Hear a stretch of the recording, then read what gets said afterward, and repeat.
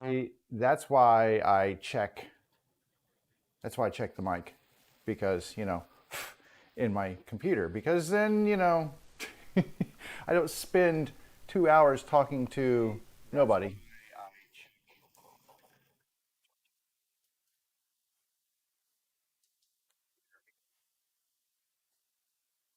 What he said. All right, good morning, everybody. It is Monday. Monday, what is today? The 7th of June. Oh, my goodness. 7th of June, where does time go? Very far away. I still have to arrange my windows here so that I can see all of your lovely comments that you make as I'm putting on this extravaganza of woodworking. Not really. But anyway, I do want to see any comments that you all are making, and I have to open the windows up after the live stream starts, and so it's all a timing thing. See, I have to go and tell myself to be quiet because I don't want to hear myself while I'm doing it, but I do want to see the comments here, so I have to get the correct windows and everything set up. I've covered this before, but it's pretty much the same. And then there's on Twitch, so I have to click on Twitch. If you are on Twitch and you want to see what my other socials are, if you click the About link on my Twitch page, you'll find links to my Facebook group, JR's Woodshop, and to my YouTube videos. And so if you want to go back and watch different live streams, I don't know why, but if you did, that's where I keep all the live streams, is on the YouTube page. There is an actual playlist set up for the live streams. And on the Facebook group, I actually upload photos and things periodically. So if you want to see other stuff going on in the shop that may not be covered in the live video, then you should go check out my Facebook page, like I said, where I go and throw up some stuff. I should put more stuff on the on my Instagram. I've been lacking in Instagram stuff, so social media is hard when you got a lot of different things going on. But I try, so that's all a person can do anymore, is just try, right? Um, what is it? Episode 37 today. So I have put 37 of these things up so far. That's a lot of time. I mean, I don't know, if I had my phone here. So if you figure, wow, that's scary to think about, because if I think about how much time each one of these, if I average about 2 hours an episode, so you could figure I've been live streaming for 74 hours. That's a lot of freaking hours, man. And I think there's been at least 2 or 3 people that have visited in those 72 or 4 hours or whatever it was that I just said. So thank you for stopping by. If you do stop by, please just, throw a comment in the window so I know you're here, and say hey. If you have any questions about what I'm doing or why I'm doing it, or what I should be doing and could be doing better, okay, don't be mean, but, feel free to throw a comment in there. I'd love to see it. Or if you're just stopping by and watching and want to say hi, I would love to see it too. I do not monitor this like 100% of the time, like for comments. Just because I'm woodworking and I want to keep my fingers.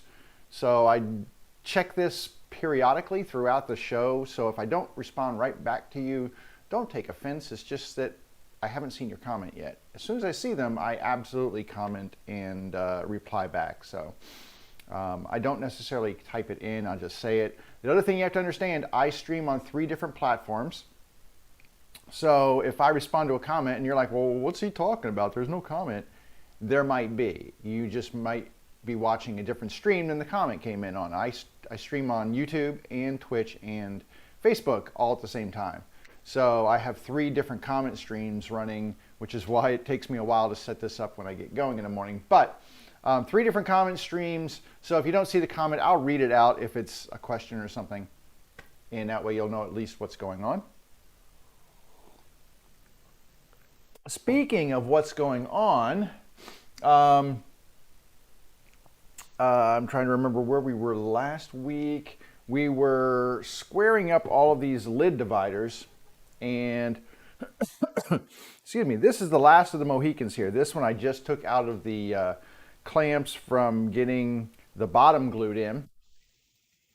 So we, to just kind of recap and catch up for those who have not been watching, we made these lovely bases. There's a dado in the middle right here on each side. That dado accepts a piece of wood. I have this one over here. Accepts a piece of wood, which is basically the same size as the sides here. But because I now have run a rabbet bit around the edge and inserted a piece of plywood to act as the bottom of this box, see, it looks very lovely. But because I did that, this piece of wood is now too tall to fit in the slot. It will rise up too much. Now, I'm going to trim this down. I'm not going to trim it all the way down to the exact size because there might be a little variance in depth on this side and this side. So what I do is I trim it and leave just a little bit over the top, and then I take my hand plane right here, and then I flush that down to the same size as the rest of the edges here. After I do that and I get everything all squared up and flat, what I do, I've already done these. I did these last week at the very end.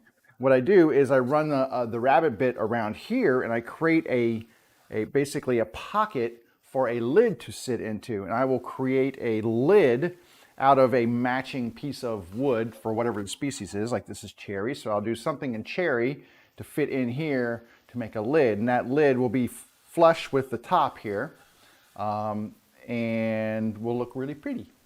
So that's kind of where I'm at. I've got one more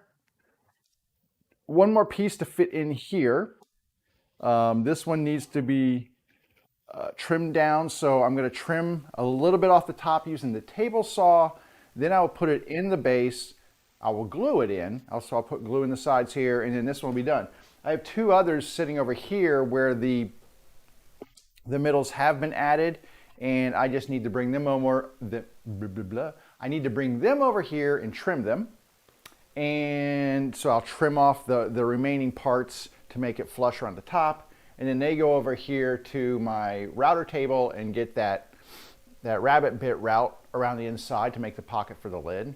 This one will have to, it won't get that treatment today. And then finally what we need to do is look at the materials that we're going to use for the lids. And that's kind of what the title of today's live stream was, or is about book matching.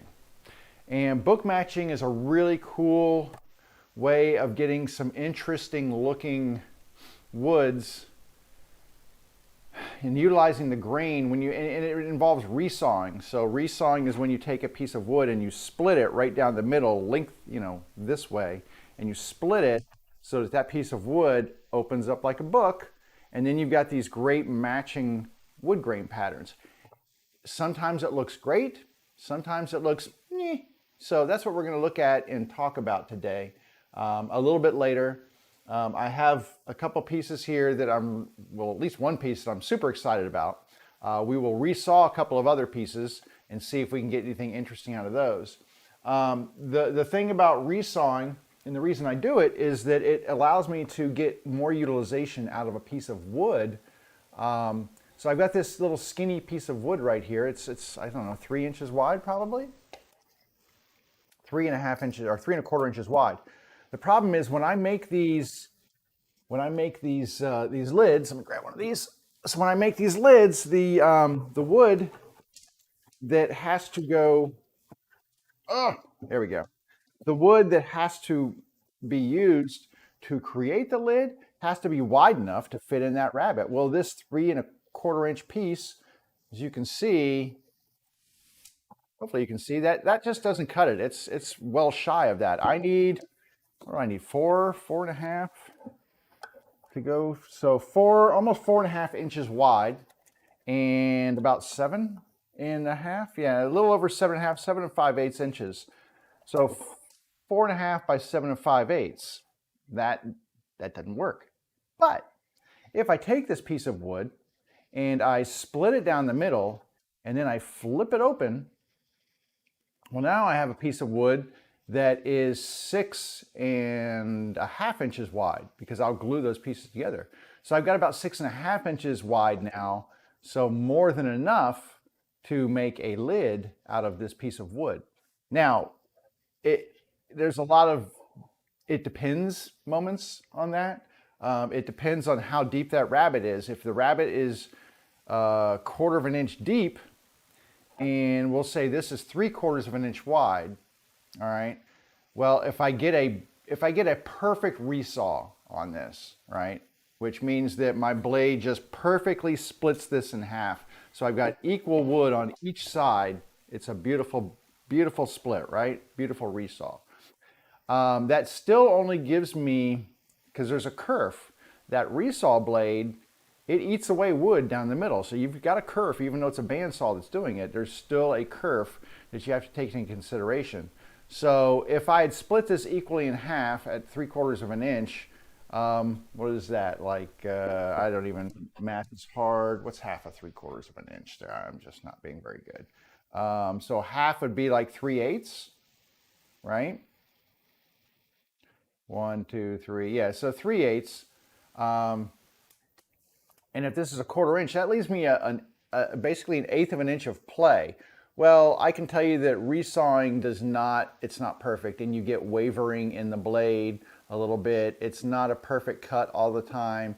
And so sometimes if I'm trying to resaw a thinner piece of wood like this, I might make that rabbit bit a little shallower, make that lid a little less than a 1/4 inch, because then I have a little bit more wood to play with, because it's hard to get a really good, at least with my tools, it's hard to get that accurate of a resaw. And also just because you're using a big blade, it's taking a lot of wood out, so that kerf is a little thicker. You lose some wood in the middle. So that 3/8, I actually don't have 3/8. I have less than that because I lose probably another 32nd, almost maybe a 1/16 of an inch from the blade, from the kerf. So I actually have a very thin margin for doing this. So usually I like to resaw wood that's a little thicker,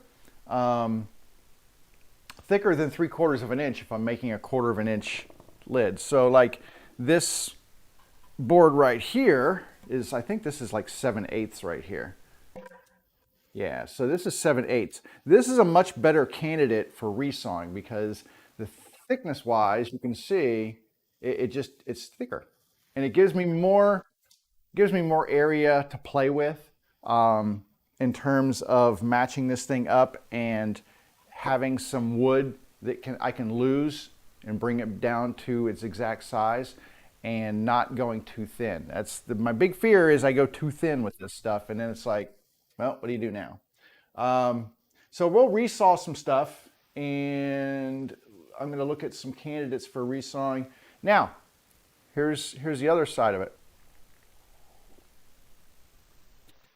Usually, when you book match, you're trying to get that really pretty, and I've got a sample here that's gorgeous, and I'll show you after a while, but you're trying to get a really pretty match on each side, kind of like a Rorschach test, where you've got this beautiful thing that matches in the middle, right? There's a line, and you've got a pattern that kind of meets up in the middle. Well, not every piece of wood looks good on a resaw. Sometimes if it's just straight grain, it's just lots of straight grain. So then you gotta like, okay, is it really worth it to book match, or should I just use a wide piece of wood that will cover the same area? So if I have, if I don't have enough, maybe I would just use, I'm just gonna use this as an example, I might just use like a wide enough piece of wood and cut a lid and call it a day, because you know, book matching wouldn't add any aesthetic qualities to the lid, and that's kind of what I aim for, is an aesthetic enhancement, if you will, to what it looks like. And I always try to center that book match seam right in the middle of the lid so that it looks really cool and kind of spreads out evenly from there. It's not a big area, but I just think that it's a really nice touch. I think it adds to the beauty of the base, and to me it adds to the value, because it's just one of those things where, yeah, you could just cut a piece of wood to fit, or you could take the time to add, you know, an enhancement of something more beautiful, and that adds value, at least in my book. And then I'm the one who puts the prices on them, so there you go. What's going on? Almost gone. Oh no, something on eBay is almost gone. That's crazy. So anyway, we will look at the book matching stuff a little bit more in just a little bit. I have a piece of wood here that needs trimming, so I'm going to set this off to the side over here for a moment. And I have my saw set up to trim this down. I'll get rid of this too. Let's see, where was this? Over here. So I've got stuff all around my feet, so if I look like I'm off balance, it's not that I'm been drinking this morning. Well, just coffee. There's nothing in here. It's not Irish coffee, so just regular coffee. But I'm tripping. I'm going to take this and I've already measured to see where I need to make my cuts so that I can get it close to the level now, because it's going to rest on the bottom. So it needs to be recut to accommodate for that rise of or shortening of the length due to the bottom. So got that set up. Let's get this cut. We'll slide this in here. We'll put some glue in. We'll slide it in. We'll get this one out of the way because this one's done. It's not done, but there's nothing I can do with it after that point. Let's go to, what camera am I going to go to? I have no idea. I don't have a camera set up for that. Thought I did. Okay, we'll just go over here, and I have no idea. I've just got cameras pointed everywhere. Let me see if you can see what I'm doing over here. You can't see me. I'm over here. Okay, oh, that's the wrong camera anyway. So let's see. Camera 4 should be close. I mean, you can see me down here at the other end. There we go. I'm down here. Hello. All right, I've already got this measured. Put it on here. The one thing I'll show you is that there is a little knot right here in this piece of wood. That knot is going to go into the bottom of this. So when I fit this in, I'm just going to have it at the bottom. It's okay. And I will put that on the inside of the storage. So it's going to be really small. I could fill that up with something. Like I've got some black CA glue that I could fill that with, but it's really not that big a deal. Trust me when I say that. Anyway, let's get this cut down. But it's going to be down near the bottom, not near the top, so it's really not going to be that visible anyway. Got this here, this here. I've got everything hooked up, so all I need to do is cut this. That'll take a second. So let's get that done. Get my power.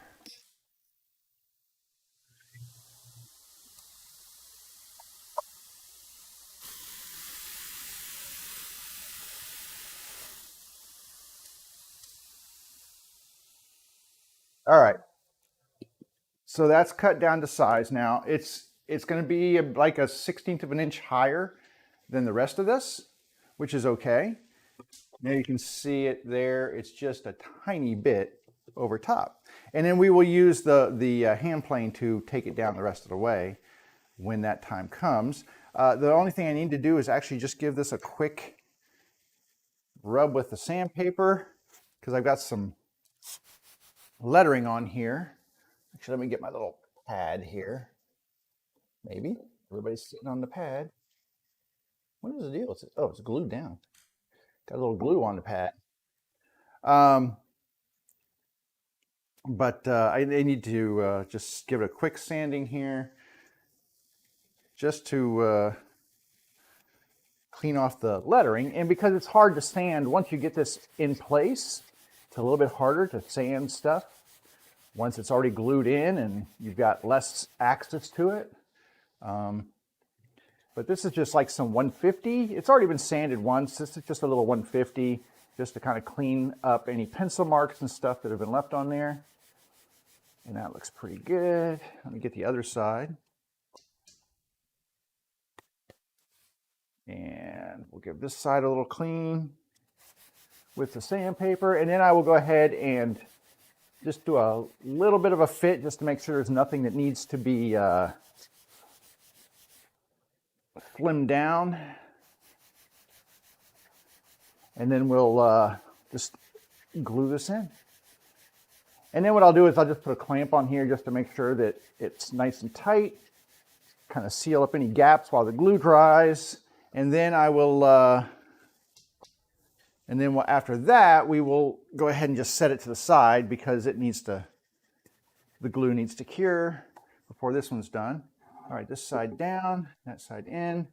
That's perfect. Look, it slides pretty easily in there. It's not super loose, but it's pretty easy. So let's go ahead and get a little glue in here. And I tell you what, I got shorts on today in the shop. It is a hot one. It's been hot all week, which is really, the weather has been kind of kooky. The one week I was off, I came in here and I came back. It had been in the 80s while I was gone. I came back and then it was in the 50s. I was like, you got to be kidding me. And now it's back into the 80s and 90s. So it is some crazy weather that we are having this week.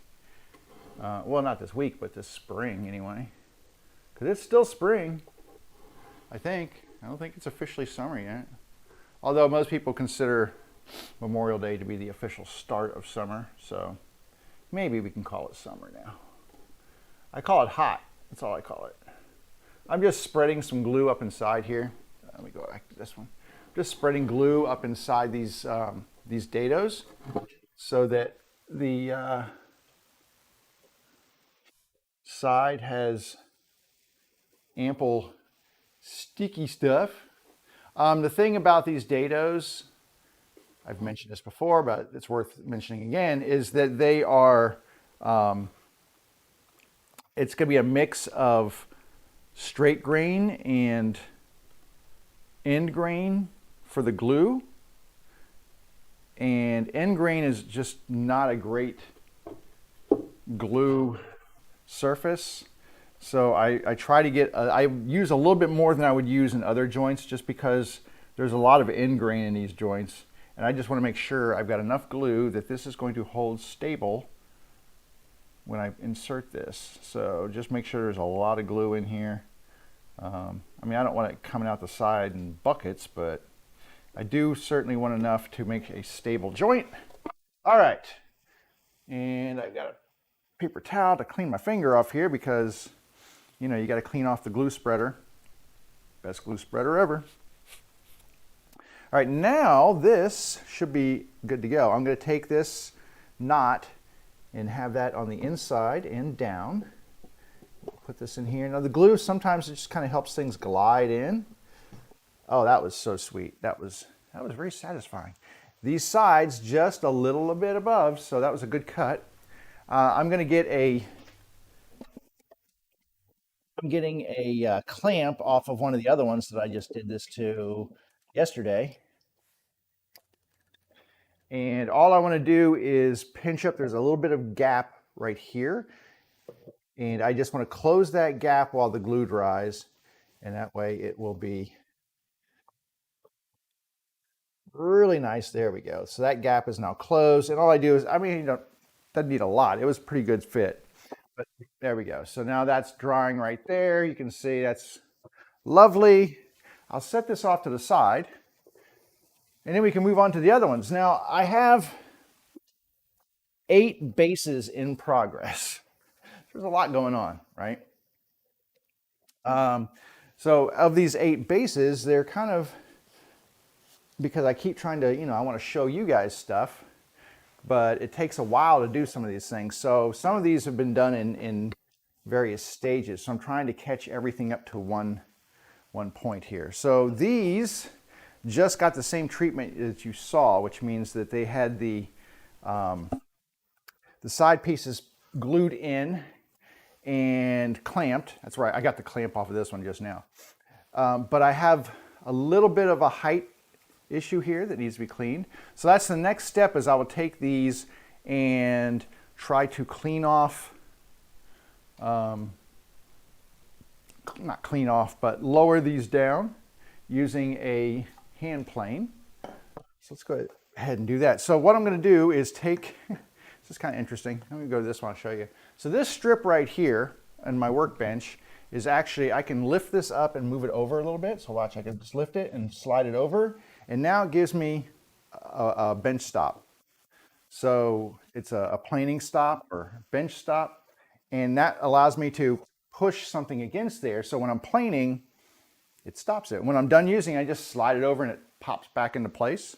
It also has these slots in here so that you can, like, you know, drop a tool in there, leave it in.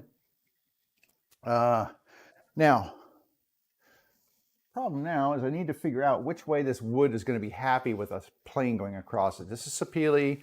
Sapele is a pain in the rear. It is a very challenging wood to work with. It's beautiful, but it can be a challenge because it likes to chip up. And that's, you think you're going in the right direction with the grain, and then it says nope. And you think you're going in that right direction. So this is really weird because it's like it just does not want to give me clean. It's clean in some places and not clean in the others. And that is frustrating. I'm really close on it though. That's a little chip there. I'm gonna go back this direction. I mean, I don't know. Sometimes it's just,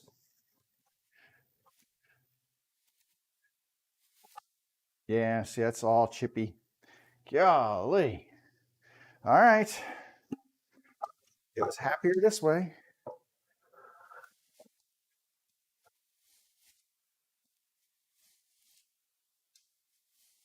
There we go. I mean, it's not perfect. It'll get sanded and it'll look nice. It's almost flat. I've just got a little bit more right here. A little bit more. The sapele is so hard to work with and it depends on what you're doing. Like cutting this on a table saw, no problem. It cuts beautifully on a table saw. But stuff like this, it's just ugly. Now I've got some areas over here. This is too high. So I need to take this down because remember the whole thing is I need this to be very flat right here because I'm gonna go and make a rabbit cut on this. So I'm just gonna run this down and flatten it as best I can until I get this down. There's a little bit of glue square. I'm gonna use a chisel to get this little glue out because I don't want to use my planing knife to get glue squeeze out of there. There we go. All right. It's about flush here, but it's still up here. So I need to just take some passes this way until it's flattened all the way across. We're almost there. Let's see. Yeah, it's really warm in the shop today. Try to get all this stuff done early so I don't have to suffer through. All right, so now my plane blade is starting to pick up wood on this side right here, which I have to be very careful because it'll splinter and chip on the edge. But that means that I'm flush. So now I'm flush all across this surface right here. So this one is ready to, well, for the next step. I'm not going to do it yet. I'm going to set it over here and then we will finish the other two bases that are ready. And then we'll do the next step on all three, which is to cut that rabbit bit. It's already, or that rabbit cut for the lids. It's already set up pretty much. So all I have to do is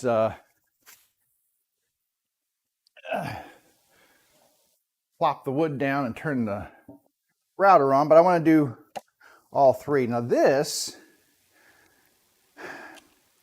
disappointing, there's a little bit of a gap in here. And it's, so let me show you in here.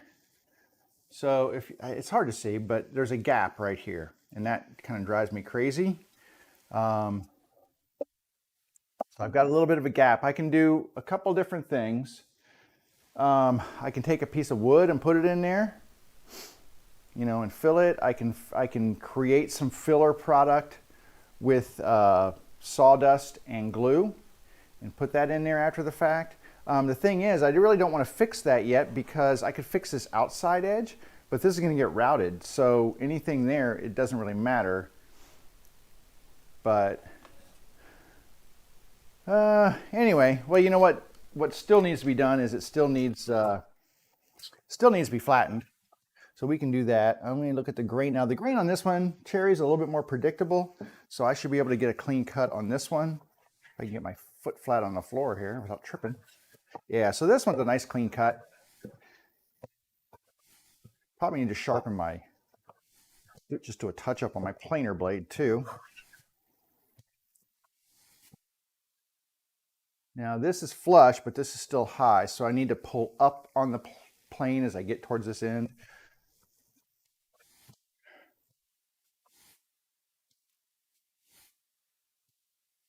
And then I'll flatten the whole thing once I get this kind of edge down right here. And we're almost there.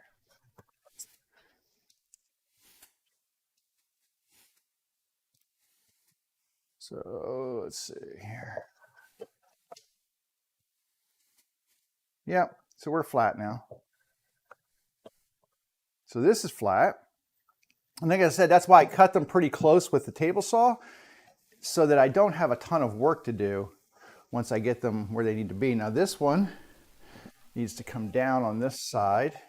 It's a little high over here, which is why it's all kind of set up to do us now. My little, should have a little block plane around here. There it is.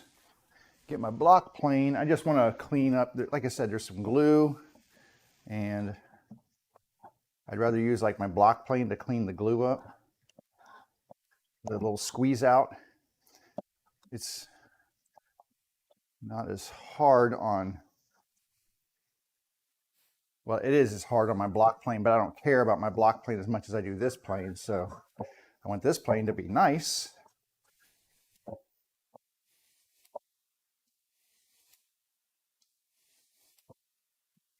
Almost there. So I can actually hear the change in pitch when it actually hits this cross grain. You can tell because it changes the pitch of the cut, and I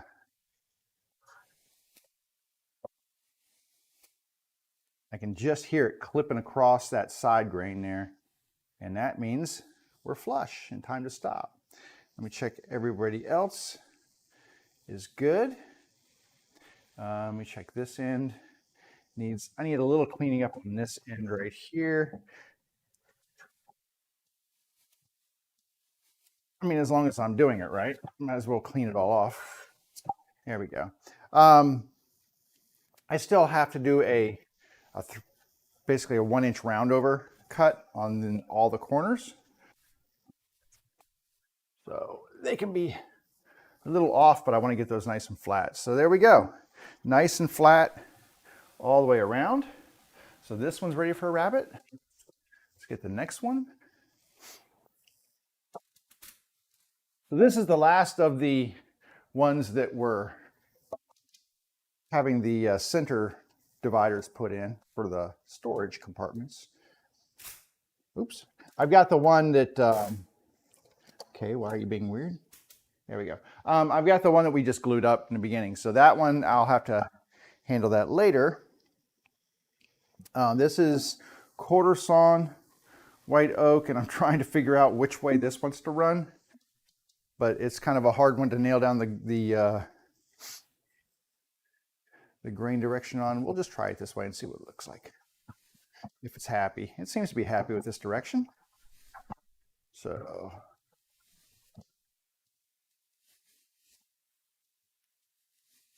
there we go. And I always find that this stuff is really, it's so cool looking because it's like a lattice.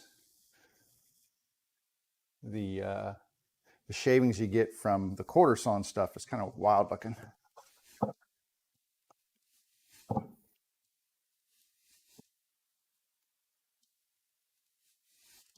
But this one's pretty close too, so it won't take too much.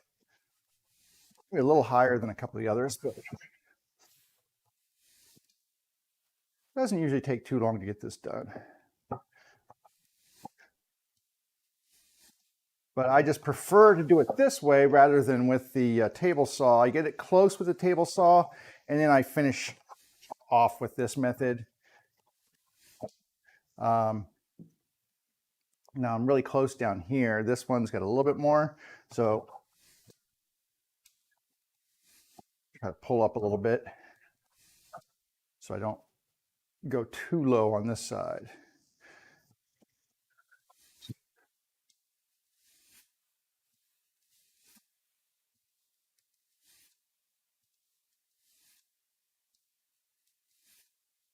There. Let's see. Feels good. There we go. Now it went right across. So we're flush now. And then I'll check all the other sides. Like right here, I definitely need to hit this side and this side really quickly.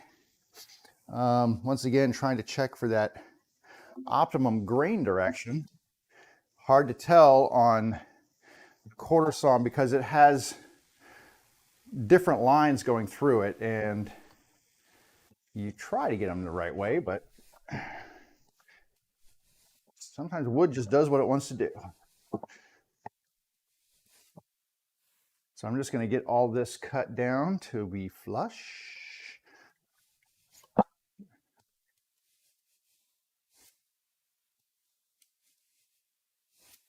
Now I'm flush down at this end because I can hear it hitting that side grain. Over here, just a little bit more. But I'm going to come off to the edge here. There we go. All right, side grain on this one as well. So that is very flush. And then we just have to address this end down here, which I can't tell which way it wants to go. I have no idea. Sometimes it's just straight and you can't get any read on it. So I'm just going to go this way with it and see if that works. It appears to be okay.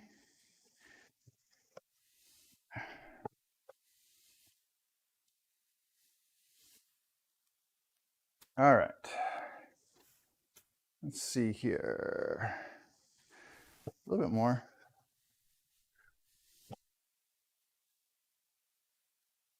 Pretty good there. Got a little bit more right here.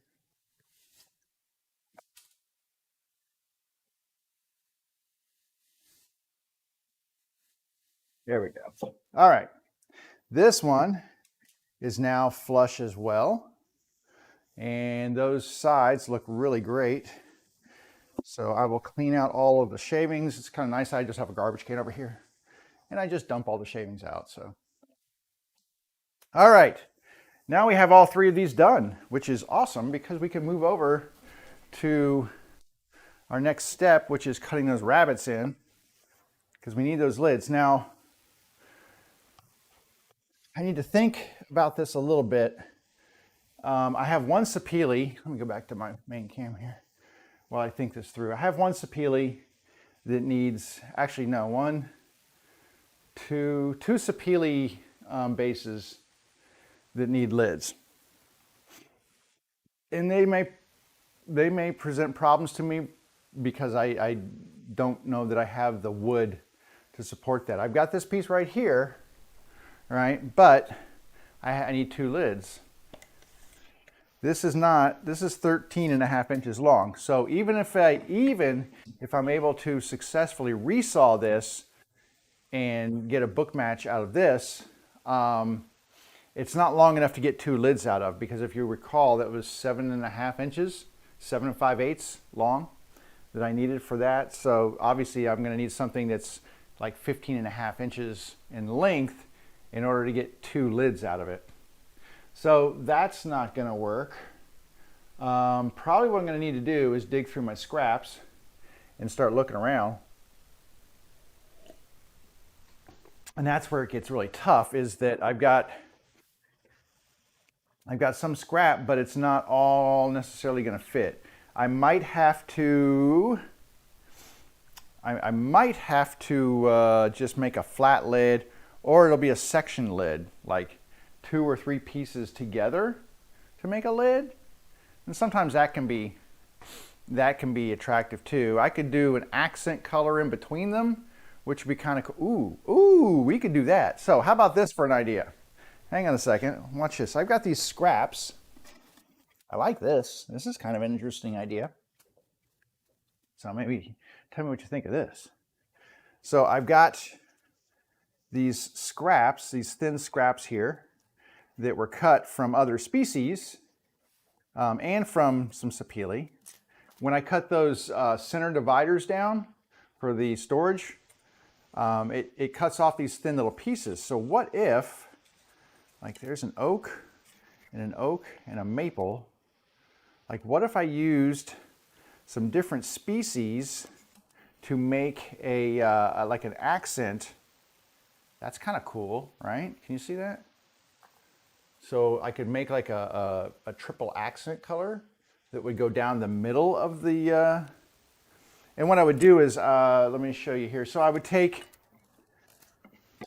for instance, I would take this, put lots of glue on it, and do like this, and then get another piece of wood, like a sapele wood or whatever, and then glue it together so it looks like this. Now this would be sapele.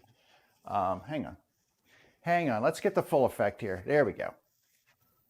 Because there's another sapele. So we can get the full effect of what this would look like. We would go like this and glue that together and then use that as the center stripe for whatever it is we're going to do. That would be like an accent going down the middle. That's an option, right? Sort of. Yeah, I mean, I've got a couple of scrap pieces here, but they're not, like this one was, it didn't get used because you can see it's got this rough cut area, so it's not 3/4 of an inch right here. I could get a full 1/4 of an inch out of this, and I might just use something like this and just make something. It's not Bookmatch, but it would have a center seam. So you can sort of do things like that too. And that's, we can look at that and see if I turn these around maybe, you know, what the most pleasing arrangement would be for the wood. Anyway, just spitballing some ideas now. I'll tell you what, we're not at that point yet. What we need to do now is get the, we need to get some rabbits cut. And that means I need to do some cleanup over here. So I'll come back here so you don't have to see my beautifully white legs. I am perhaps the whitest person in the world. Maybe not. Like, I'm not albino. Hey, not that there's anything wrong with that, but I am a very light-skinned individual. So when I wear shorts, people usually have to put their sunglasses on. It usually requires welder's goggles to see my legs in their full glory. Okay. I might lower the size of my rabbit cut. Those are, the ones I did before are a little over 1/4 of an inch, I think. Let me look and see. Let's get the depth on this one, shall we? Let's just get the depth here.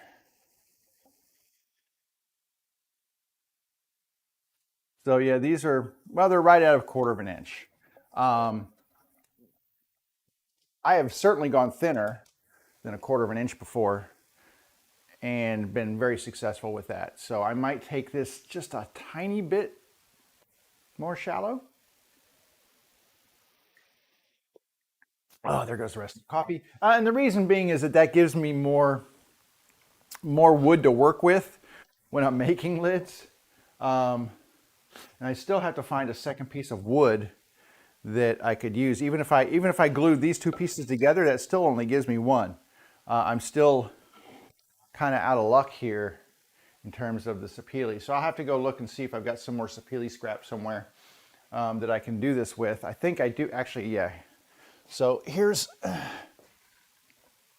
like another piece, and this you can see has these squiggle lines on there because this was too thin to use. Right here, this area right here, everything from here down is less than 3/4 of an inch. But that doesn't mean I won't be able to at least cut these down, turn them around, and just glue them. So they're not book matched, right? Book match is when you take it and you split it and then it opens like a book. That's book match, and book match looks awesome. And that is definitely not what we're looking at here. So I'm going to set that aside. I'm getting my work surface prepared for doing the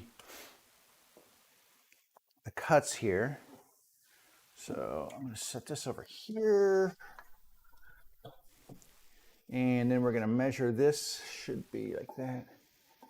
That's pretty close right there.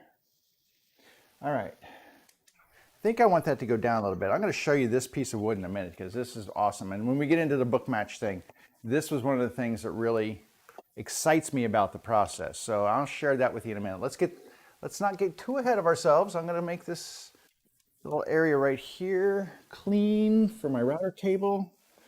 Sorry, my stuff is multi-purpose, so I have to kind of readjust stuff every now and then. Your scrap, you can go in the scrap pile with all the other scraps. All right, and I can actually set these off to the side here while we get these milled up. The one thing that I was doing with these, much like when I did the bottoms, is I get my marking gauge and put a mark on these. And I think I have a camera set up over here. I do have a camera set up. There we go. So I take my marking gauge and mark the inside area. And all that does is it cuts the wood fibers so that they don't chip out as much from this process. So let me get this out of my way. I kind of have to hang this off the edge here. I think, let me make sure this is set up to the right height, and it should be not. So it moved a little bit. So let me reset this up here. And the way to do that is I'm going to get one that's already been done because I did not change the depth of the bit. So I'm going to take this and set my depth so that it's riding right on there. Now tighten this up. So that should be very accurate now. Let me see. Yep. All right. So now I will put this one aside because it's done. And we will use the marking gauge to, just like I said, I'm just going to trace around that inside of that storage area like this. And it just enough to break that. I mean, I don't need to mark it for a cut because I know where I'm cutting, but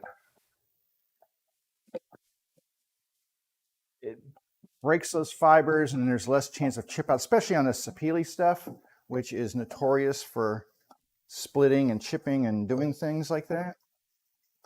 So anything I can do to help combat that, I will do. I'm going to go ahead and while I've got the marking gauge out, I'm just going to do the rest of these. It's just easier. Just easier. Hanging off the edge here.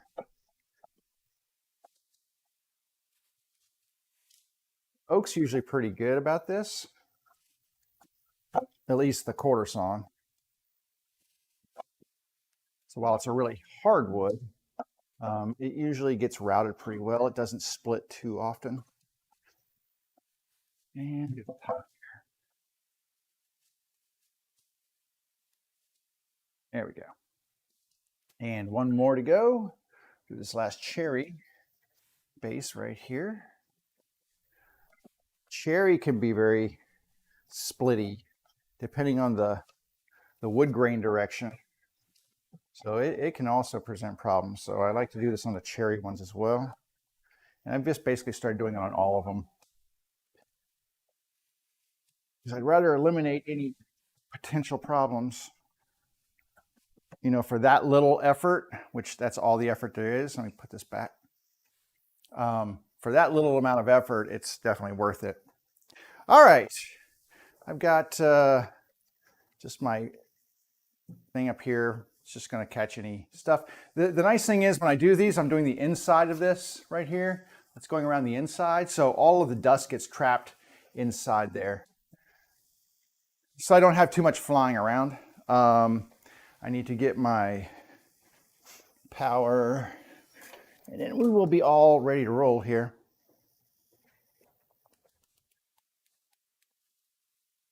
Okay, plugged in, powered on. Got my ears right here. Gonna put these on. Now, I don't know if you can see it or not, but see how that's lifting right there?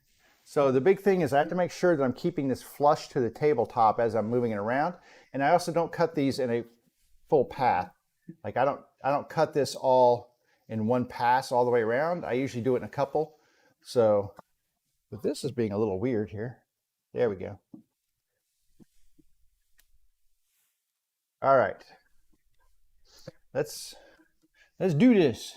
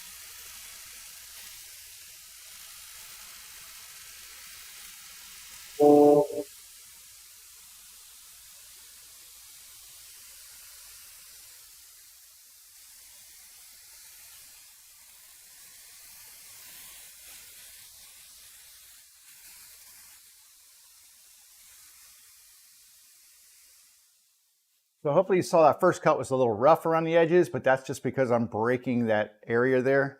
And then when I finish it off, I usually get this really nice looking rabbit. So you can see how pretty that rabbit is around there. It's just really nice, nice clean edge. So, all right, there's one. Let's do number two. We'll go to the cherry here. Same thing, just make sure that I'm pushing these down, getting that nice flush fit against the table here so that I'm getting as even a cut all the way around the surface as I can.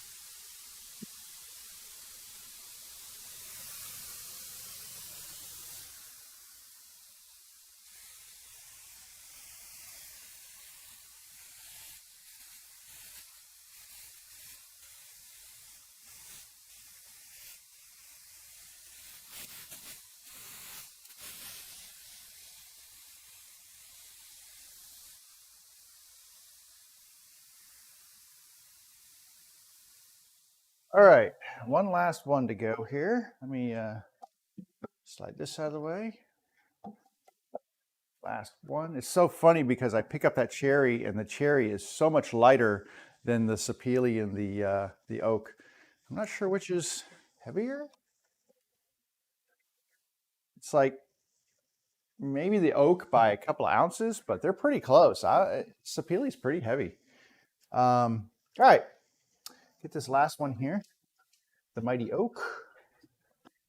And I got to make sure that I hit the bit and then I back away from it so that I'm not starting it with it on there, because that could really mess up something or other. So.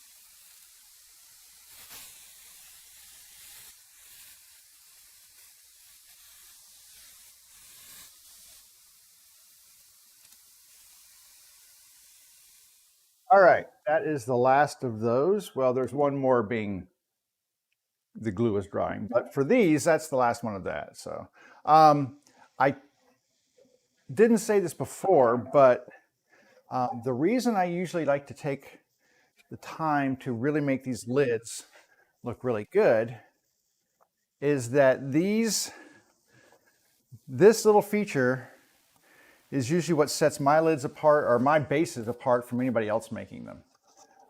There's two things that make my bases kind of unique. At least I think that's what they are. Is number one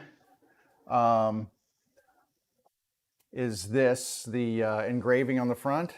You can see that on there, hopefully. And then number two are these lids that I make, the storage compartments. There's other people who make these with storage compartments on the side. Usually they just leave them open. It's just an open slot on the side. Some people will make lids, but they make really janky lids for them. And I like to really take the time to make a beautiful lid for my stuff. And I think that sets mine apart from anybody else's. So between the engraving, which not all of my bases get, like this one has no engraving on it. So this is just a plain one, but it will have this, and it will have a beautiful lid on it, and it's flush, and it's fitted inside that rabbit.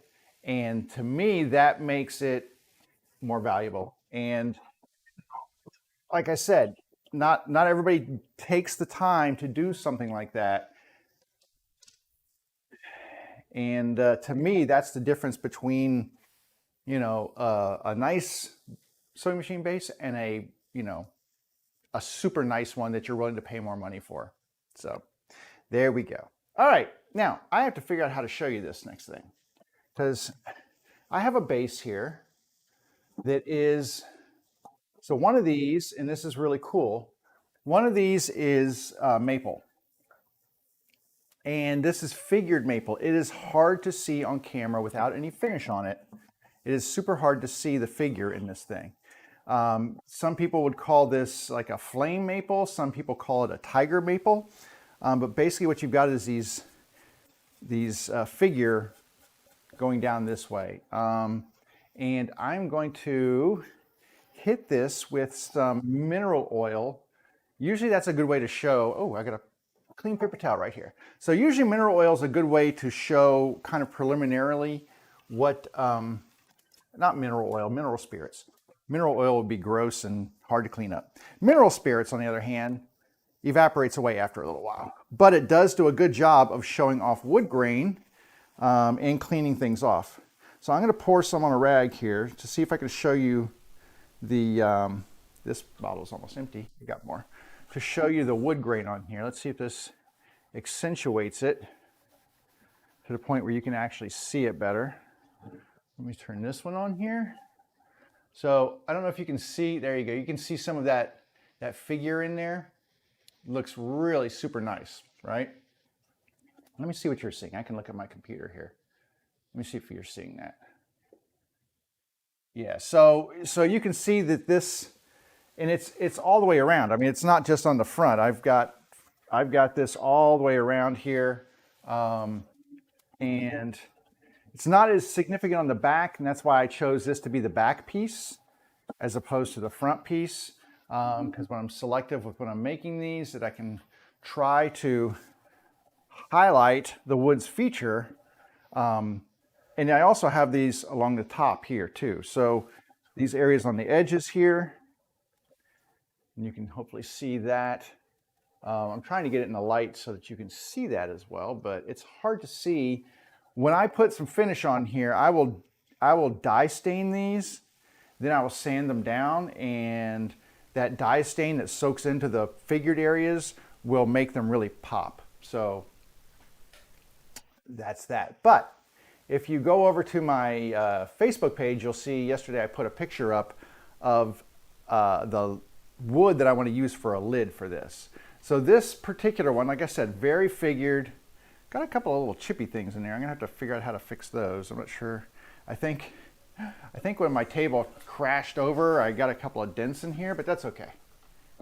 It's character. But I had this big thick piece of wood left over from the end. This thing is super figured. And I was like, all right, well, let me cut this and we can do a really cool book match out of this, right? Because it's kind of cool looking, right? So I put it on the bandsaw and I ran it through just like this, or maybe it was like this. Ran it through, cut it, split it for a book match, and I was like, I mean, it's book matched. I don't know if you can see the book match. I'll tilt it up so you can see that a little bit better. It's book matched, but it's not, let me get this out of the way. I'm blocking any available light here. So, but it's not, it doesn't look, so this is a book match. When you take it, you split it, you open it, and then you're like, you can see the wood grain kind of comes together, and it's not exactly the same because there's a piece of wood missing from between them because of the kerf, but it's very similar pattern, right? But I'm just like, because I'd have to cut out of this middle section to make my lid, because that's kind of the whole point. And I was not very excited about that because it doesn't look nearly as good, because most of the figure is on these edges over here. I would be losing most of this figure. I was like, well, shoot, that's not good. Then I was like, well, you know what? It's still kind of a symmetrical thing if I try it from the other side. Let me just see what that looks like. So instead of being the book match side, I took the opposite edges and I turned them around. I put them over here like this. And I'm going to hit this with the mineral spirits because you really need to see it with the mineral spirits on it. So I'm just going to pour some on here because it doesn't hurt the wood at all. But it does help this stuff just pop out so you can see it. Problem is, this is a lot of end grain when you're doing this, because that's kind of what figure is changes in the grain direction. But I got to show you, this looked amazing. So I'm going to tip this up and see if you can see this now. So when I flip it around, look at that. That's like just some serious next level type book match craziness. I mean, look at how this grain looks through here. If I can take this piece and glue it together this direction and then cut my lid out of this piece right here, that looks awesome. To me, that's pretty incredible looking. Um, that is the showstopper right there. So that's what I'm going to do with this piece, because like I said, I wanted to use the heaviest figured areas, and it'll look slightly different than this. This is just with the mineral spirits on there, but it'll look slightly different. But it gives you an idea of how that grain is going to react, and oh, just gorgeous, just beautiful. So sometimes book matching, you can get some really cool stuff. What I need to do with this is I need to glue this together, and this edge is actually pretty clean. I can't see. I'm holding it up to see if I see any light through there, and I don't. So it's a very nice flat edge. I jointed these edges right here, and it looks to be like they will be really good matches, just like this.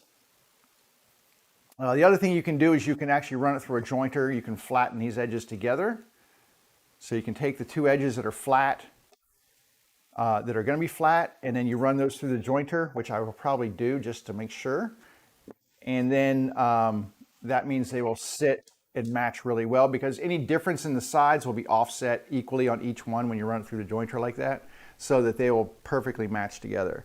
So this piece is going to get glued together. That is super exciting. I have enough thickness here, because this was a thicker piece of wood.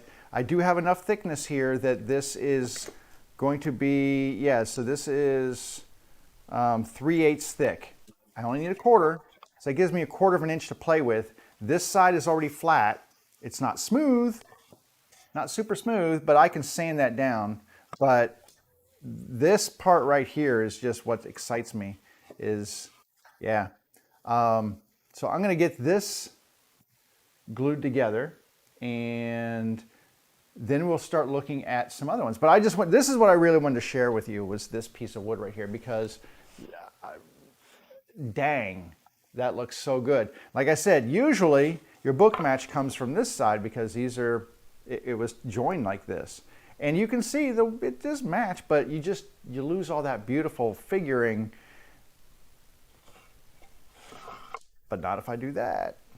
So that's cool. I mean, this was a knot up here and stuff, so you can see why this didn't get used for anything. There was a knot up here, and but I kept this around because I'm like, you know what? I can use that for something. And then when I had this base, and I was like, I need to make a book match for this.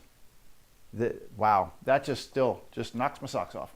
Now, let me show you a couple of other examples here and show you why sometimes book matching, I mean, that kind of showed you one where it was decent. I mean, that's not an ugly book match, but it's just not very dramatic looking, right? Not as dramatic as that. Sometimes you're just going to get what you get. So we will actually, look at this. This is how porous that wood is. You can see that wet spot right there. I poured all that on this side, all that mineral spirits. It's soaked all the way through. So this area, and that's the thing about this wood, is it can be very porous. So we will sand that down once it's done to get it as flat as possible. But I'm going to let this dry. The mineral spirits take a little while to dry. I usually use naphtha. It flashes off faster, but the mineral spirits kind of hangs around longer, which is why I wanted to use them, because I wanted to show you all what it would look like. Now, this is a piece of quarter sawn white oak. This was two pieces of wood because I didn't have a piece wide enough to book match, and I didn't have a piece thick enough to book match. But I'm going to show you this piece of wood right here. Both of these pieces of wood, even if I book match these, there's nothing to them. I mean, they just don't look great. I do have this lighter strip that kind of comes up this side right here. So I kind of like that. So what I'm going to do is, these have already been glued together. They should be ample length. They are. They're 8 inches long. It's 6.5 inches wide, so more than enough. Now I do have some figure in here, not a ton, but there's a little, not figure, but you get the medullary rays in white oak, which are kind of cool. They're not as pronounced on this piece. You can sort of see them on this side a little bit. I don't know if you can see those. But over here, when this is done, I mean, it'll kind of look like this. It's okay. but I'll use that as a lid, and that's fine. So that's one for the oak. This is another one for the oak. This has a little bit more,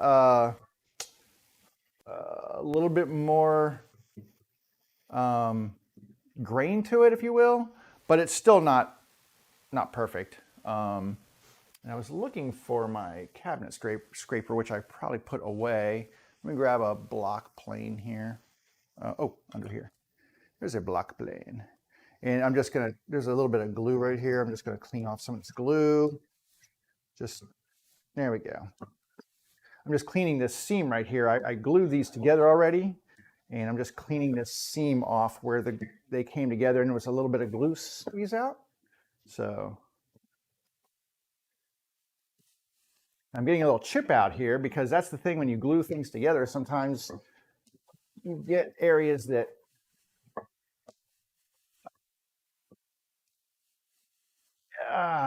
and that's the problem when you book match. Your grain, instead of all going in the same direction, you've now flipped it so some of the grain is going this way and now some of the grain is going this way because you flipped them around. It's not all going to go in the same direction. That is not bad. This one's not bad. I mean, it's just not exciting, but it's okay. I mean, I'm gonna pour a little of this on here just so you can see what the wood grain looks like. And I mean, it's not gonna be like super gorgeous like the other ones, but it's okay. And it gives me that depth that I need, the width and the length to do this. So quarter sawn's really hard. Usually I just use a regular piece for quarter sawn because the medullary rays, even when you split it, they look different. And sometimes you'll get the medullary rays in one side and not the other. They're a very strange thing. Like here you can see, I think you can see medullary rays running through here, but, and this may be the better side when I get this flattened down because you can see this is pretty thick. So this actually needs to be flattened a lot, which still trying to figure out how I'm going to do that. I'll probably do it over on the jointer. Once I get this cut down, I'll joint this down. It's really too short to run through my planer, just because of the length of it. If this was longer, I usually don't like to run anything less than like 12 inches through my planer, just because. But anyway, so those have already been prepared. So I just have to get those kind of cut down to size to fit in those slots. I'm trying to get rid of all this stuff here. So anyway, trying to get these, I'll get these measured and then cut. And then what I will do is, because I have a line right here, I will use that as my center line. And then I measure equally from each side to figure out how much to cut off to get it to fit into those, to keep that line in the middle. I mean, it doesn't have to be exact, but pretty darn close is what I shoot for. So yeah. So anyway, so these actually handle my two oak. I have two oak bases, two oak bases. These will handle the requirements for the oak bases. The maple, which obviously you saw the maple right here. So that's the maple. So those three. Cherry, I have two cherries. So for the cherry boards, I've got, now here's what I was talking about. I could use a single piece. Make sure this is big enough, and it is. So this piece right here is large enough to use as a lid for the base. And hopefully you can see, this actually has some really nice, I'll go ahead and clean this one up too a little bit. This has a really cool grain pattern as well. So instead of book matching this, I would just use this as a whole slab kind of cut. Just use the whole piece. But hopefully you can see, I'll put it over here, that it has some really nice grain to it. So, you know, right here, this whole area, that looks really nice. Cutting this is really easy because I don't have to worry about, you know, the same sort of things like getting a seam in the middle and equally cutting on each side. I just have to cut it to size. So this, much easier to use. So this is for one. Now I could try to resaw this, but I don't think I'd get the width that I need, the depth. It's 7/8. I might. If I did do that, what I would probably end up doing is taking this piece and cutting it almost to width, not quite to width, but almost to width. It's easier to resaw. It's harder to resaw a tall board like this. The shorter the board is, the easier it is to resaw and be more accurate with your resawing. So perhaps I will cut this one down and get more. But that's a really nice grain pattern. And it, you know, you can see that if this would make a nice lid. So maybe 2 pieces out of that. Then I'm left with sapele. So sapele is the one that is going to give me the most difficulty in finding a suitable piece of wood. So I think what I'm going to do on the sapele is just glue. I'm just going to glue some boards together like this and make the lids, because that is, and then I'll cut them down. I would like to have something a little bit more decorative. Sapele is a beautiful wood. This wood right here actually has some nice grain to it. I wish I could resaw this. It would look pretty, but not going to happen. But I've got some okay grain on some of these. It's kind of swirly and pretty, so we'll see what we can get. I try to match them up, move them around, get the best, most cosmetically pleasing, aesthetically pleasing, sections that I can. So let's do, what are we going to do here? We got to figure something out. All right, I'll tell you what. If we're going to glue some of this stuff together, let me get some of these ready. These are done. I don't have to do anything to these. These are glued. This, I might resaw this. So I'm going to go ahead and cut this down and resaw it to see if I can get 2 out of that. So let's start with that. I've got to start somewhere. And because I've got kind of in the same place, everything's in the same place, but I'm at different steps because some of them already been glued, some of them need to be glued, some of them need to be cut first. So I'm going to start with the cuts on the cherry here. Let me get the table saw up. I need to figure out, I know I just walked out of frame, right? You're like, where'd he go? No, actually still in frame. I need to figure out how wide to make this. And then this one over here is the other cherry right here. So I've got 2 cherries. I got one here and one here. And I need to figure out what's my minimum width on that. So let me go ahead, because I might need to find another piece of cherry to do this with if that doesn't work out. But this one, we'll call it 4.5. It's actually less than 4.5, but we'll call it 4.5. Same with this one. So 4.5 inches. So on this board right here, here's the other thing. I got to find out if this is flat or not. I can't tell if this surface right here is actually flattened. I think it actually has a little bit of it's not perfectly flat, but it's pretty close. I will run this through the jointer just to get a nice flat edge here. So let me do that first before I start cutting it. Let me get a flat edge on the jointer. I don't think I have a jointer camera. Do I have a jointer cam? I don't think so. Anyway, well, I'll tell you what. You'll see me. I'm over here at the jointer. So here's my jointer. I'm just going to run this through really quick and clean an edge.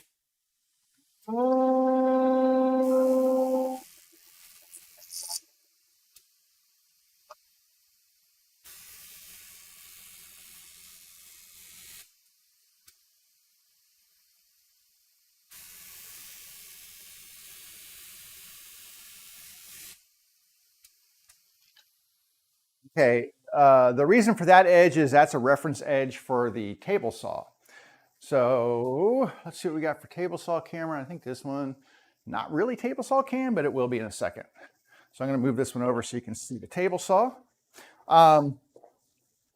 Yeah, so that's a reference edge to run against the table saw there. There we go. Zoom it out for you. And done. So I'm going to cut this a little wider than 4.5. Like maybe 4 3/4. It gives me some play. And I'm going to use that edge that I just cleaned off right here. I'm going to run that against the fence. I'm going to move this over a little bit. Let me make sure that all of my hoses are hooked up so that we get dust collection. There. There we go. Okay, dust collection is attached and power is attached. Let me make sure it's thick enough, and it is. Now the only thing I have to do is change this setting right here because that was set up for doing those sides. I also want to make sure that this isn't going to hit this. Okay. So that's good. I'm going to run this right through the saw. Now what's my flattest side? Was that my flat side? This is my flattest side. Use this side down. All right, ears, and here we go.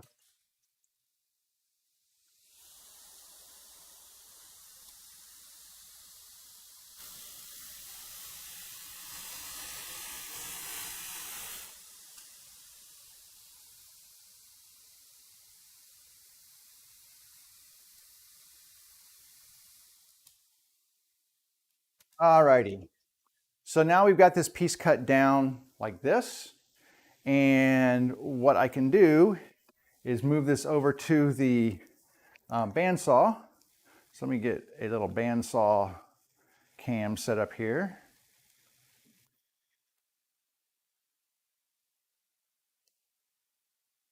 There we go. So we got the bandsaw cam. And then you can watch me set this up for a resaw. Now the first thing I'm going to do, I'm going to come back over here real quick.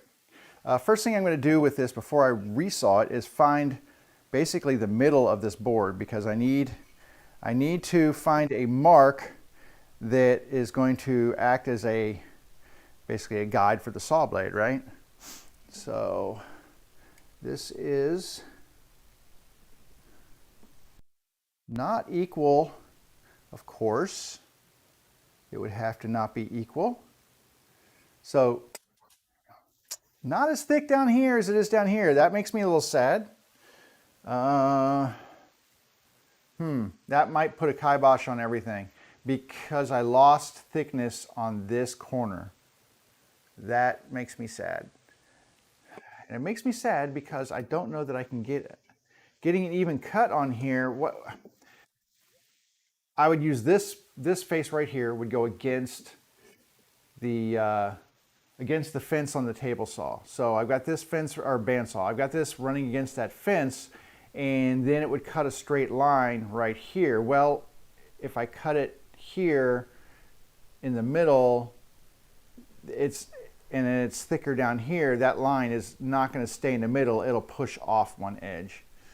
Oh, you know, everything just works against me. Not necessarily, but let me see if it's, let me check. If I go to centimeters here, let me try, or millimeters. Let me see how many millimeters. I've got like 20, so if I go 10,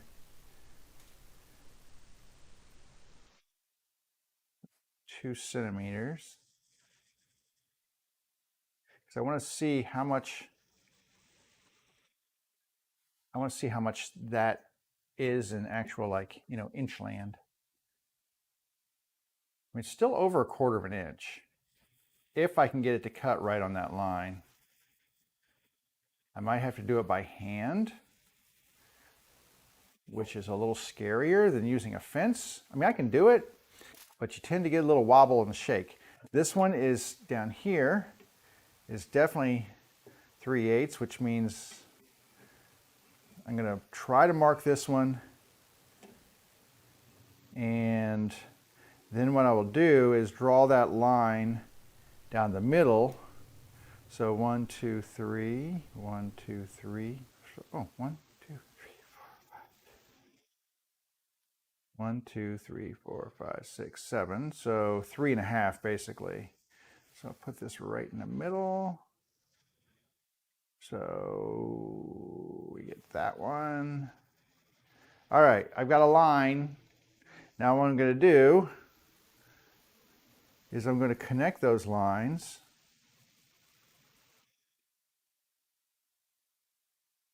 With pencil.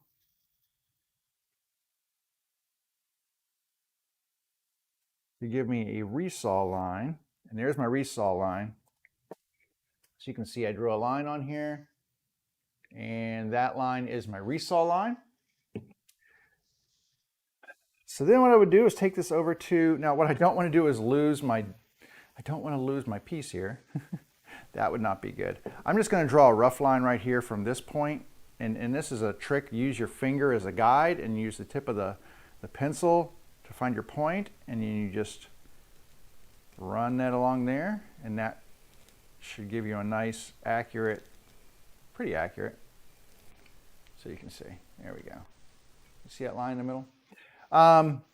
Normally that's what I would do on here, but because these lengths are different, it would, or these widths are different, it would not work out. All right. So let's go over to the saw now that I've done all this crazy stuff. I'm gonna close this up and look at what we need to do over here. I'm gonna move this out of the way because normally what I would do is I would set this part of the saw up.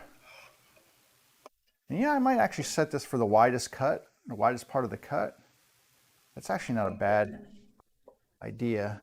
I might set this up for the widest part of the cut, and then that will just be my don't go past here area.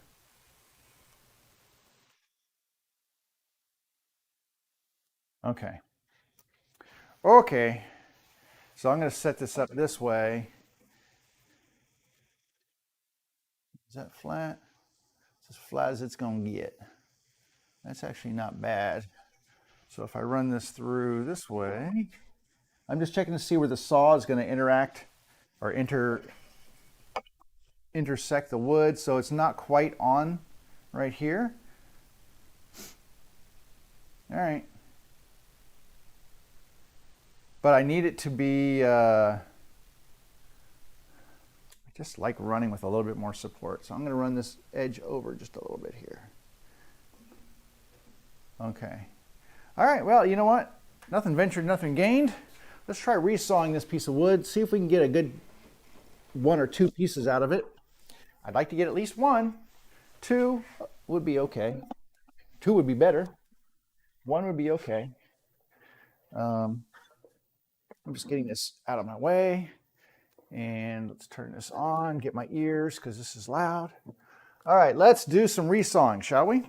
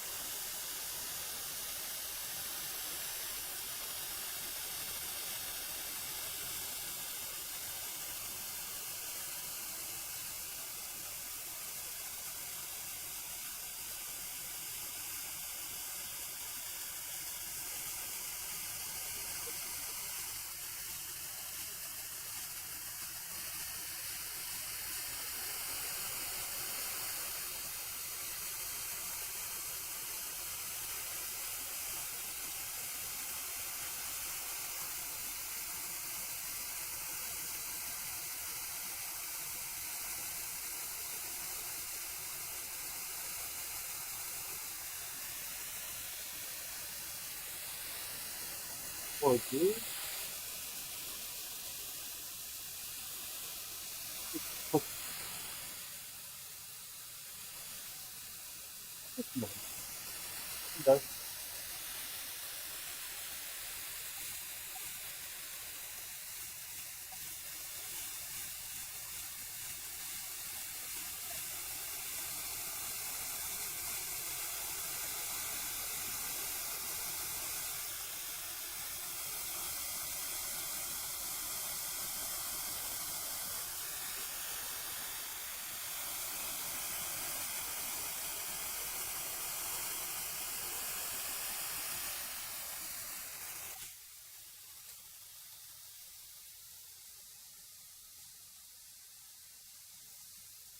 my thing. There it is. Okay. All things being equal, I think I was pretty successful with that. Um, it was a little challenging. So here's my piece. It was resawn, so you can see it's pretty tight here. I'm going to give you the close-up view here, so you can see that, you know, right there. And then when you open it, now if I was going to do a book match, it would look like that, but I'm not doing a book match. You know, I'm not doing a book match. I want these to be two individual pieces. So like that. Not bad. Let me check my widths on here because remember I have that 1/4 of an inch. This one's fine all the way around. I've got plenty of room on this one. This one,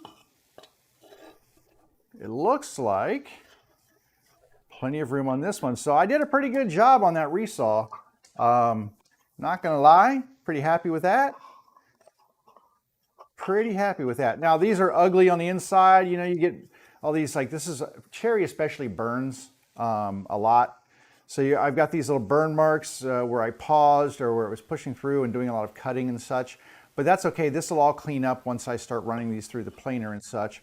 Got a couple of holes and voids. I don't know, looks like little chip outs or something. But I will fill those. And yeah, so that's going to make a nice looking lid once it gets done. That'll be pretty. So we got that. And then this should be, yeah, we've got enough to do 2 lids. So I'm very happy about that. So these are done in terms of, you know, no gluing or anything necessary, just getting them done. So I've got 2 oaks. I've got 2 cherries now.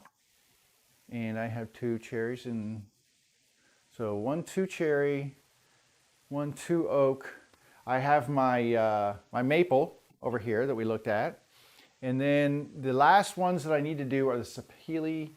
And like I said, I think what I'm going to do in those is I'm just going to glue some of these blocks together, and then we'll cut those out. That will be easier. I'll just cut them down to some shorter lengths. We'll do some glue ups on those, and that'll be that. So I think what I need to do now is glue. I need to glue this maple one together and get it started because I want that to start curing. So, all right, let's get this in some glue. Let me see, what do I got here for a camera? We'll do this over here, right here. So let me grab a couple of my parallel clamps right here. I will use these for that glue process. Perfect. And I get a big old hunk of glue on my cast iron that needs to go. Thank you. All right, so I've got this set up here. And generally what I will be doing is taking this piece and this piece. Now here's the thing, I don't know, and I probably what I should do is run these through the table saw to make sure that I'm gonna get even clamping pressure across the width. I know this is a straight edge, but I don't know that this edge is parallel to that edge, and I need it to be parallel, so I need to trim off. So if I just go like right to the edge here of that blade, let me just, quick way to tell if it's parallel. So right to the edge of that blade, it's pretty close. I just want to make sure it's exact. I'm just going to trim off just a piece of these things, and this can go way down. I'm just going to trim off a piece of this edge so that we can ensure that we're going to get parallel clamping across the face, because that's how you get a really, you know, good panel glue up, is to have equal pressure across the entire panel, which is basically what this is. It's smaller scale, but it's still a panel glue up. Let me make sure it's not going to hit. Okay. It's still a panel glue up. It's just a small panel. All right, I got to rearrange some things again because, you know, moving tools, which means I need my dust collection to come back into the table saw, like so. And then my power should already be in there, and it is. All right, let's go back over here and let's just trim these pieces up really quick before we glue them, and that way we're ensured of getting nice parallel edges for that glue up. All right, this is down.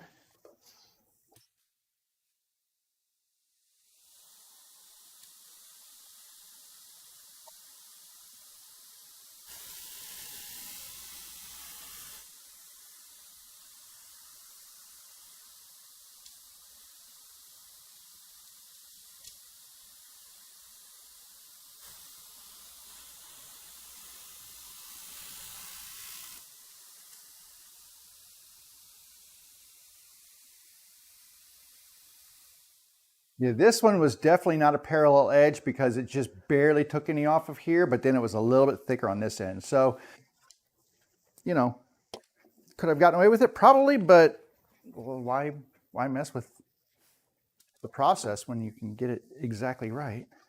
Now, can I get these to exactly match and be clean? And I think I can. I mean, I think these look like I'm not seeing any daylight between them, which is what you want to look and see. You want to hold them up and then hold them to a very bright light and see if you see any light gaps. And actually, I do see a tiny gap right there.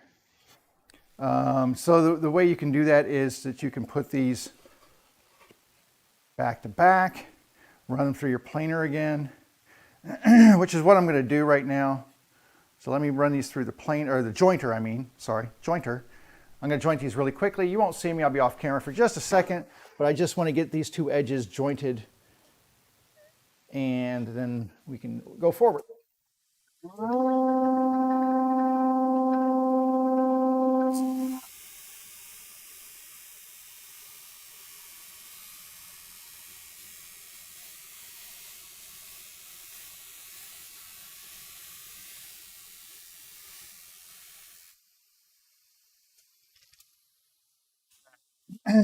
I went super slow with the jointer because I really wanted to make sure that I got a clean cut. Ooh, that's nice, and that's nice. Okay. All right. Ready to glue these up. I'm going to just kind of figure out where these are going to move here so I can move the clamp heads a little closer in.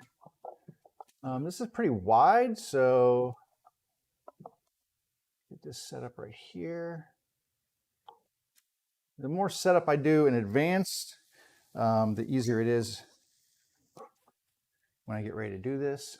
Now the other thing I'm going to do is get a little glue. I'm not glue. I'm going to get a little tape to put on my my clamp, and I'm going to put that right at the spot where these two boards will come together.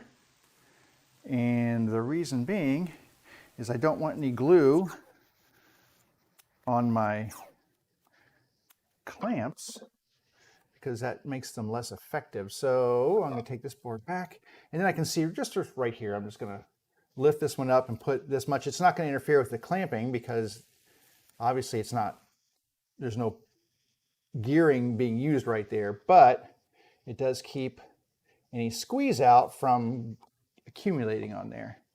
And it's not enough to really affect anything. The other thing I'm going to do is when I get this kind of lined up, I'm going to figure out exactly where I want these to be joined. That looks pretty good. I'm just going to go ahead and glue these things, man. Let's do it.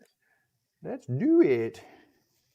I'm just going to put a strip of glue across here and then use my super glue spreader, my gled spreader. Yeah, that's what I'm going to use, my gled spreader.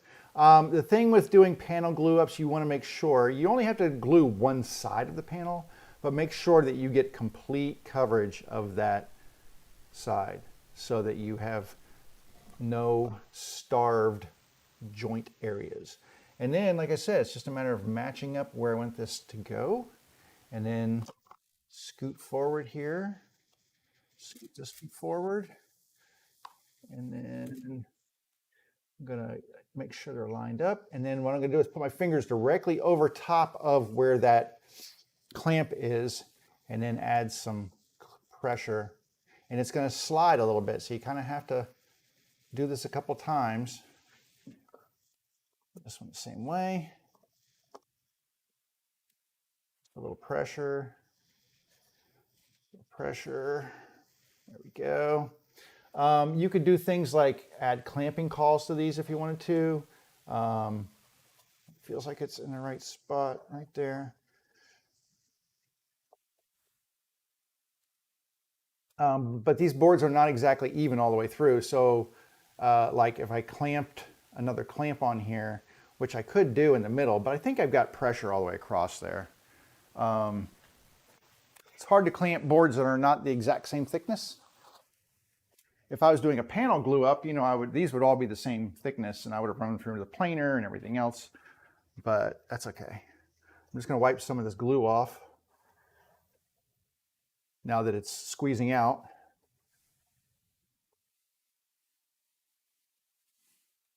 And then there'll probably be more glue on the back side here. Yeah, so we've got some more squeeze out on this side. It's okay, just so it doesn't drip on the floor or anything. But that actually feels pretty flush right here. And that's what I was going after, was just this flushness between the joint on this side. So all I'm going to do with this is gently pick it up and move this to the floor over here. I'm going to leave it stood up like you just saw it, and I think it'll be okay. All right, now let's look at some sapele options here. Let's look at some sapele options. I need 2 sapele tops. That gives me 1, 2, 3, 4, 5. I've got 7 lids that I need, so the sapele is 6 and 7. I could just glue these 2 pieces together, split this in half, glue these 2 pieces together. That may actually just be the best way to do this. And then I'll cut to size later on. But I think that's just the way I'm going to go with this, because I've got too many variables on this. You know, resawing this, probably not a good idea. I'm not going to get any good book matches out of it just because it's not thick enough. I don't have any stock to use that is ample thickness in sapele. So yeah, I've got that going against me. So anyway, I think the best thing to do is I'm going to take this one and cut it in half and then flip them all around, and I will glue all these together at the same time. And that's probably the easiest thing to do. I'm going to lower my blade here because I don't need this anymore. I'm going to cut this in half over at the miter saw. So let me grab my power plug.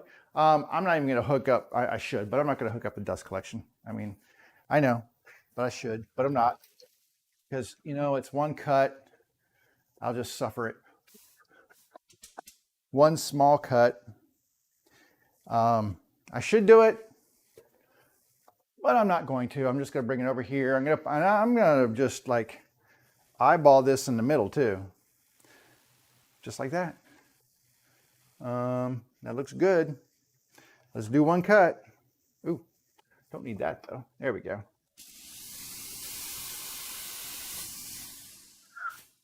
All right. Oh, we're done. So I'm just going to glue these together just like that. I mean, that's the easiest thing, I think. It gives us a lot to work with in terms of length of board. Let me grab a couple more parallel clamps. I might grab 3 this time. Because these are longer boards, I might use 3 of them. So 2, and then one of them we'll put in to play after the fact. So let me get you back to up. There we go. There we go. That's not the camera we want, is it? No. That's the camera we want. There we go. All right, so stay. We're just gonna glue up these 3 boards here. I'm gonna check the edges, see if I got nice flat edges here that not gonna see any light through them. Not perfect. So I'm gonna run this one through the planer. Let me try this one. Let me see what this one looks like. Or through the joint. Did I say planer? I meant jointer. So sorry about that. I am going to run these through the jointer because I want them to be, well, if they're going to be like this, they need to be back to back like that. All right, first things first, I'm going to run this one through. So I'm going to be out of frame for a second. Is this flat side? Is this flat? Oh, she's almighty. I'm going to go this way. All right. Yep, challenges, lots of challenges. Let me, just, at least you can see me if I'm over there. There you go. You can see me over here. Over here really quickly. Let me grab my ears. We're doing this. Okay.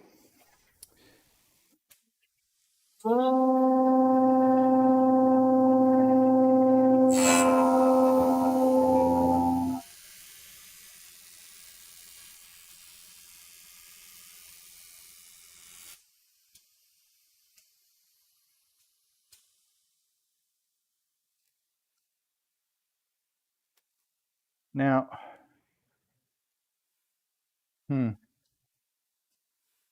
this is a pain in the ass one right here because it's got voids and areas and whatnots.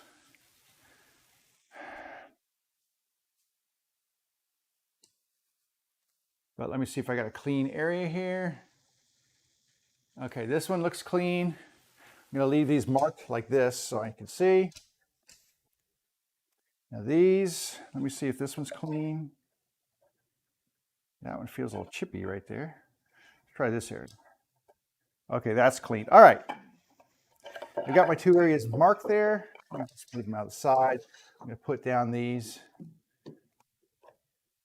pieces here, and then we can lay these out. I need to put this back so you can see me. Reach. There we go. All right, I got these laid out. They're nice and clean.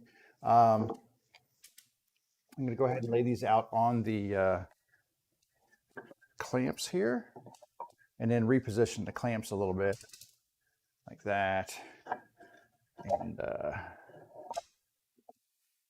that. Okay. So let me get this as wide as I can here. This, and then these are just going to push in. Oh shit, pardon my French. Okay, I'll be right back. I think the mailman's here and I got something that goes in the mail. So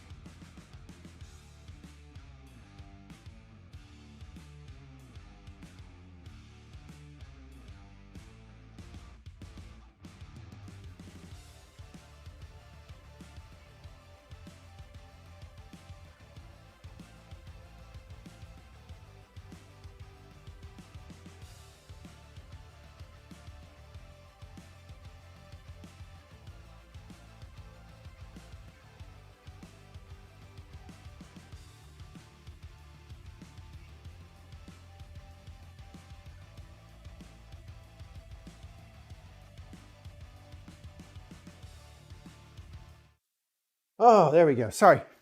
My mailman is so inconsistent. He, I normally, if I have nothing to go in the mail, he'll show up between 3 and 5. Today, I had something to go in the mail, so what does he do? He shows up at 12:45. So I did catch him. He was going down the street. He's coming back up now, so hooray. All right, same thing on these. I'm going to get some tape and tape off the areas where the clamp intersects with the wood or with the joint so that I don't get any glue squeeze out. So right about here.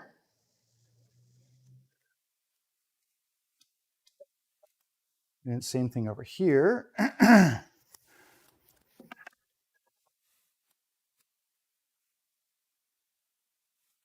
Glue just tends to ruin these things. If you get them in the little gear, all these have little notches or basically like little gears that this thing grabs onto. And if you get glue all over them, it can really mess them up and they won't be as efficient as they used to be. So, all right, there we go. So now, and I've got these kind of moved to the edge. And I'm going to go ahead and set these up. So same process. Now, I'm going to glue the shorter one. Excuse me. I'm going to glue the shorter one because I obviously don't need glue along the entire length of that long one when it's not going to interact with any other piece of wood. So it doesn't make sense to put glue on that longer piece. But here on the shorter one, it will make contact along its entire length with that other board. So this makes much more sense. And then I will take this board and then just kind of try to play with it a little bit and look and see what's what. But that looks good right there. And then I'll do the same with this one, short piece. It's going to get all the glue. So we'll put another long bead of glue on here. Spread it out with the old fingers. And then we'll see what our best match is before I put them together. And I'm going to get that same problem where it's going to, it's going to shift a little bit. On here, it's not as important. I'm not book matching. I'm not trying to match a pattern on both sides. So it's just kind of like, that looks sort of good. So this is actually putting us into a good spot here because we'll finish up after this. But now that actually, it's kind of weird looking. I'm going to move it up a little further like that. I think that looks pretty good right there. All right. So I've got my 4 pieces here. I've got glue on them. I'm going to push the clamps up. Let me get a little thing here. Push the clamps up. I'll have to readjust in a second, but I just want to kind of get things aligned here. Let me just check these again.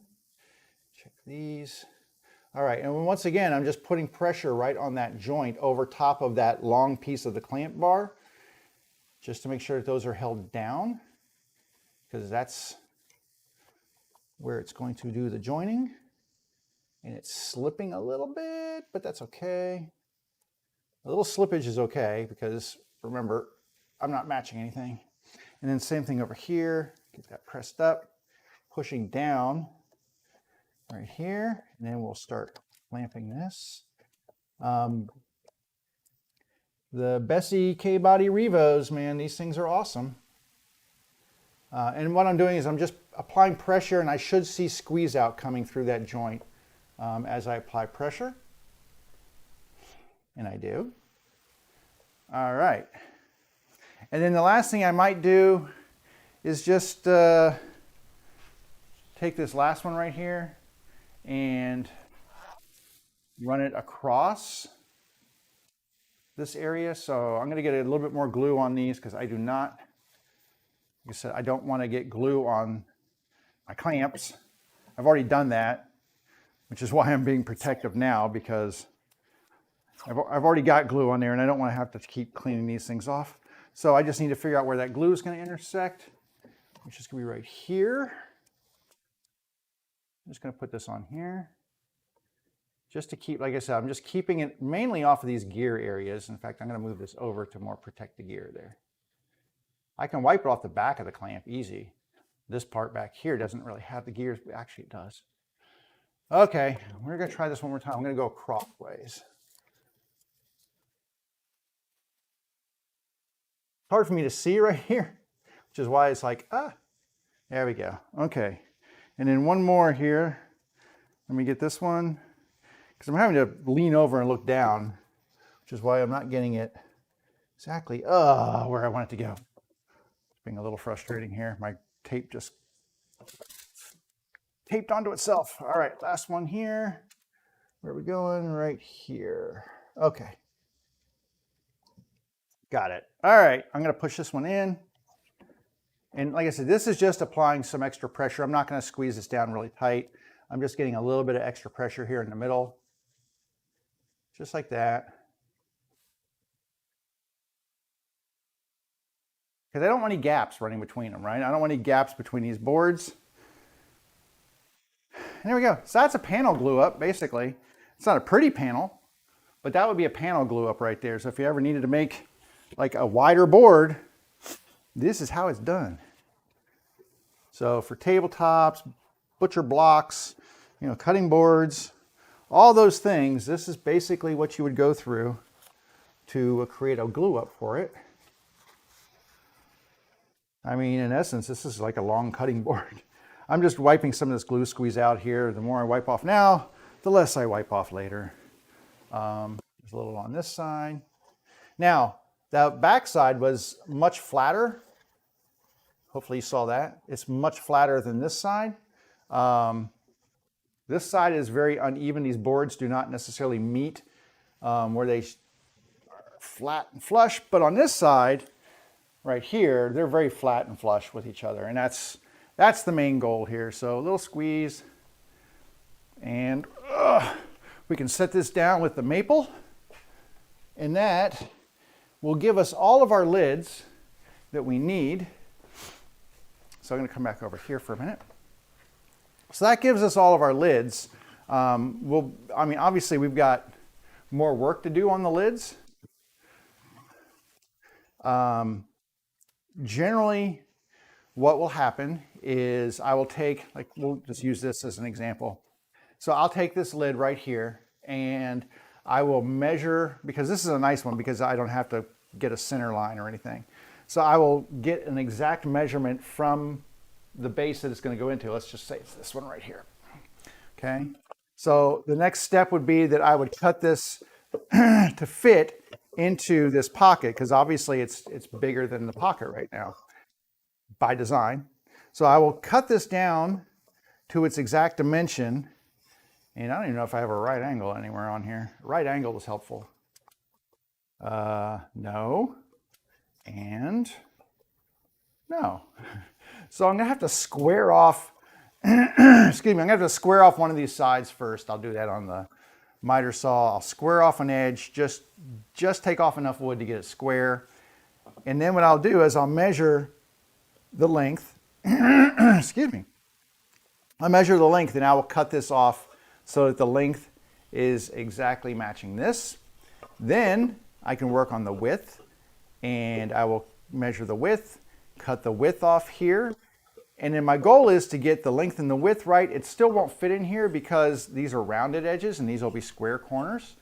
But then I grab my lucky nickel and I draw my corners using a nickel. I kind of trace the outline of the radius of the nickel on there. That matches perfectly with this radius. Then it will sit down flush inside of the base. Once it's fitting flush inside of this rabbet, then it will still be taller. It's probably almost an 1/8 inch oversize. So I will take a pencil and draw a line all the way around there to see how much taller it is than the edge. If it's a lot of wood, I will take it over to my jointer and take a couple of passes just to remove some of the wood. Now this one has a really rough edge, so I would probably clean this edge up first. But like I said, I will remove as much wood as I can with a jointer without getting too close to that pencil line that I draw. And then I will finish off using the planer. I will actually put this into its position and then plane it so that it ends up being flush with this section right here. Now you remember a little while back, I said something about having a gap in here. And I do have a little gap right here and one right here. That might be, I might have to wood putty those. I might end up wood puttying these because the nice thing about the cherry bases are that they get stained dark. So there, I put a dark stain on these and a little wood filler in there with some dark stain. Nothing but a thing. You'll never notice it. People have told me, my wife has told me, she's like, you know, if you never mentioned that little defect, nobody would ever know it was there but you. And I'm like, but look at it, it's so obvious. And she's like, no, it's only obvious to you. And she's right. A lot of the stuff that I sweat about, it's because I've been start to finish making these things. But someone who gets these or whatever, they don't even notice this stuff. They're just like, oh, this is so cool and amazing and blah, blah, blah. They don't even notice the little things that I'm like, oh, but look where that's, you know, and there's like, I wanted to have that straight and it's not. And then it's like, they never notice. They don't.